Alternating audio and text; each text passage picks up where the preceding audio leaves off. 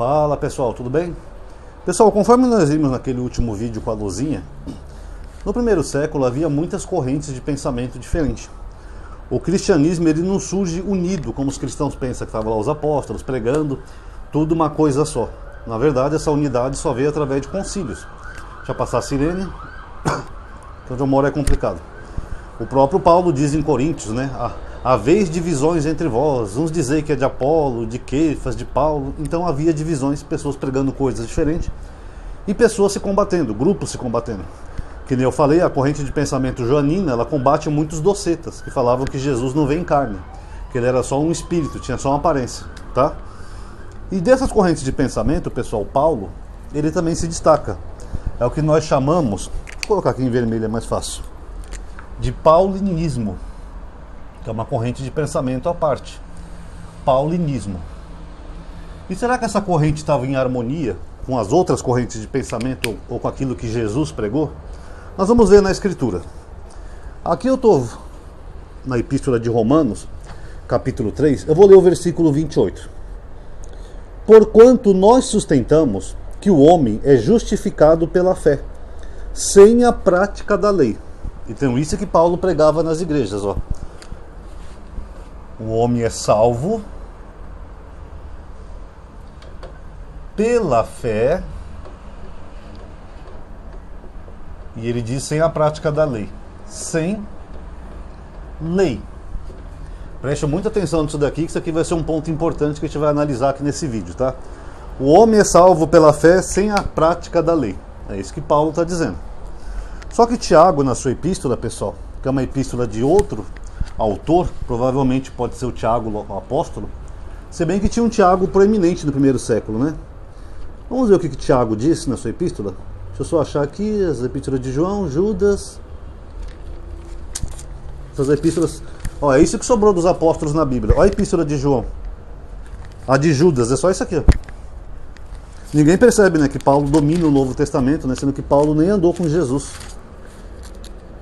Pedro. Olha a epístola de Tiago. A epístola é tão pequena que é difícil até achar aqui na Escritura, na Bíblia. Tiago 2,24. Colocaram só Paulo com bíblias, epístolas enormes que parecem bíblias. As dos apóstolos não deixaram nada. Então vamos lá, pessoal. Aqui ele fala assim, ó, depois que ele faz uma análise aqui exegética, né, o Tiago, ele fala assim: vês que o homem é justificado pelas obras, e não simplesmente pela fé. Então vamos colocar aqui, ó, Tiago, que representa outra corrente de pensamento. Ele fala o quê? O homem é salvo pelas obras e não simplesmente pela fé. Tem contradição aí, pessoal? Se você perguntar para um evangélico, ele vai dizer que não. Inclusive, nesse vídeo, vocês podem voltar daqui a uns... Depois que eu postar uma hora e meia de vídeo, que vocês vão ver exatamente isso. Não tem contradição nenhuma, amadinha. Você que não sabe interpretar a Bíblia, você é um herege, porque um está colaborando com o outro, porque a fé tem que cooperar com as obras e não sei o que. São os mesmos argumentos que eu escuto há mais de década aqui no YouTube. Vocês podem vir voltar aqui no vídeo daqui a 1 hora, 2 horas mais ou menos, que vocês vão ver esses mesmos argumentos. Agora, para quem não é fanático e tem um mínimo de senso crítico, a gente nota que tem uma contradição. Paulo está dizendo que a salvação é pela fé, sem lei. Ou seja, sem as obras da lei. E Tiago está dizendo que a salvação é pelas obras e não pela fé. É pela fé, como disse Paulo, ou não é pela fé, como disse Tiago? E aí o que acontece, pessoal? Para essas pessoas que vêm tentar harmonizar o texto bíblico, eu vou tentar achar aqui para vocês rapidinho a introdução aqui a Tiago. Tá? Deixa eu só achar aqui rapidinho. Ó, introdução à Epístola de Tiago. Para certos autores, é Tiago que entra em polêmica contra Paulo, ou melhor, contra os cristãos que deformavam o ensinamento de Paulo. Nesse caso, ele teria escrito sua epístola pouco antes de morrer. Paulo quis combater as ideias de Tiago, cuja epístola teria sido composta entre 45 e 50, data esta que explicaria o caráter arcaico da sua cristologia. Então, pessoal, o que a Bíblia de Jerusalém está comentando, tinha até um outro comentário mais preciso, mas eu não vou conseguir achar aqui agora, mas quem tem uma Bíblia de estudo, vocês podem ver aqui na introdução. A própria Bíblia admite que Tiago e Paulo eles estão um combatendo o outro. Alguns acham que é Tiago que está combatendo Paulo, mas pela datação outros acham que é Paulo que está combatendo Tiago. O que mostra o quê? Que tem sim uma contradição. Que eles não estão pregando a mesma coisa. Eles estão pregando coisas opostas. Ah, Amadinho, mas aquela Bíblia ali é católica, a Bíblia de Jerusalém. Não tem problema. Deixa eu achar aqui na Bíblia de... essa aqui é a Bíblia de Estudo de Genebra. É protestante. E ela é comentada por autores protestantes. Então olha o que eles dizem aqui.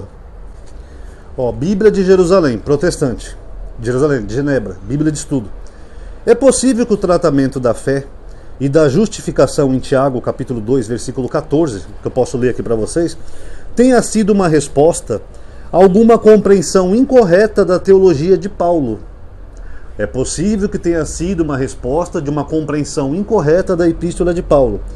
Se Tiago escreveu antes que ele tivesse a oportunidade de falar com Paulo sobre o assunto do concílio de Jerusalém, isso explica porque Tiago não falou sobre os precisos argumentos de Paulo. Aqui, Bíblia de Genebra. Não sei se dá para vocês verem. Estão vendo, pessoal? Então qualquer pessoa que estuda o mínimo de teologia sabe que essas epístolas elas estão combatendo uma outra. Agora é claro que para quem tem a fé, o fanatismo, a religiosidade, eles não vão aceitar isso nunca. Mas a realidade é que elas estão combatendo, salvo pela fé, sem lei, salvo pelas obras, não pela fé. É claro que são coisas opostas, pessoal. Não precisa ser nenhum gênio para perceber isso. Agora, qual dos dois está correto? Será que é Paulo ou será que é Tiago? Vamos ao que Jesus disse. Eu vou começar com Mateus 25, 42. Tá? Mateus 25, 42.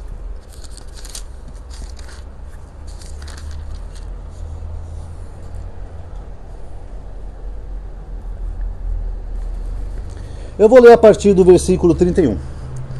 Quando o Filho do Homem vier em sua glória, e todos os anjos com ele, então se assentará no trono da sua glória. E serão reunidas em sua presença todas as nações, e ele separará os homens uns dos outros, como um pastor que separa as ovelhas dos bodes.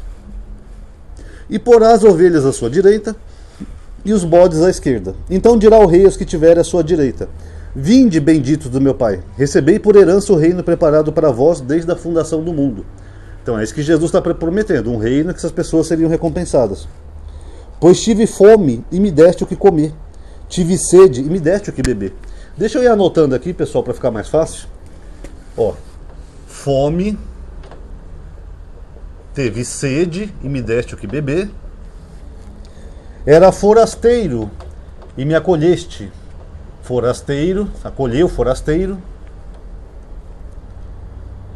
Estive nu e me vestisses, doente e me visitaste. Nu e doente. O que é isso aqui, pessoal? Isso aqui é fé? Vamos supor que bata um mendigo na sua porta. Esse mendigo fala: moço, por favor, só tem um pão velho ou um prato de comida para me dar? Você precisa ter fé para dar um prato de comida para o mendigo, pessoal? Não, isso não é fé. Você pode até ser um ateu, falar: tá bom, vou fazer um pratinho para você aí. Então isso daqui, pessoal, são obras. Obras. Então só aqui Jesus concorda mais com Tiago. Você é salvo pelas obras e não somente pela fé. Não adianta você ter fé em Jesus e não praticar essas obras aqui. Porque no decorrer do versículo ele fala que as pessoas não deram o que comer, não deram o que beber, não sei o que, e esses seriam castigados, punidos. Então isso aqui eu acho que é uma questão até que é óbvio, né? E aqui em Mateus 7, 22, olha o que Jesus diz. 21, para ser mais exato. Mateus 7, 21. Tem pessoas aí que reclamam que eu não falo o versículo, eu sempre falo, tá, pessoal? É só prestar atenção. Nem todo aquele que me diz Senhor, Senhor, entrará no reino dos céus. Opa! Paulo falou que é só pela fé, não precisa da lei nem de obras. Só que Jesus está discordando de Paulo. Nem todo aquele que me diz Senhor, Senhor, entrará no reino do céu. A pessoa que diz Senhor, Senhor, ela não tem fé, pessoal? Ela não tem uma fé em Jesus? Vamos supor, o cristão está lá chamando o Senhor. Senhor, Senhor. O que é isso aqui, pessoal? Ficar chamando o Senhor.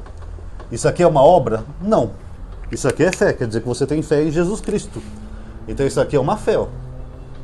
Só que o que Jesus está falando? Nem todo mundo que me chamar Senhor, Senhor vai entrar no reino do céu, não. É o que Jesus está falando, que concorda aqui com Tiago. Salvos pelas obras e não somente pela fé. Tá?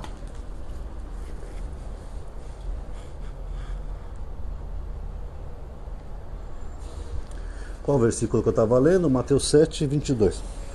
21, aliás.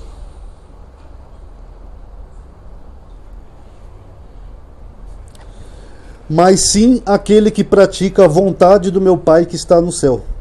Muitos me dirão naqueles dias, preste atenção, Senhor, não foi em teu nome que profetizamos, em teu nome que expulsamos demônios, e em teu nome que fizemos muitos milagres? Aí eu lhe responderei, nunca vos conheci, apartai-vos de mim, vós que praticais a iniquidade. Então aqui ele fala de profetizar, expulsar demônios e milagres. Então aqui Jesus fala que essas pessoas iriam profetizar em nome dele, seria pregar o evangelho, expulsar demônios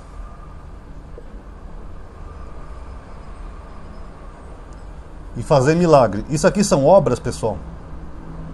Não, isso aqui não são obras. Isso aqui é uma questão de fé. A pessoa tem fé o bastante em Jesus para realizar essas coisas. Então isso aqui são fé, não é as obras. Tá? Ah, Ronaldo, é mentira sua, isso aqui são obras sim. Não, está no próprio versículo. Apartai-vos de mim, vós que praticais iniquidade. Iniquidade é um termo grego, que ele é formado pela letrinha A, mais o prefixo nomo, ou nomia, que é lei. A é um prefixo de negação, e nomos é lei. Então, anomia é quem nega a lei, quem não pratica a lei. Quer ver? Ó? Deixa eu colocar aqui, ó. Quem não pratica a lei.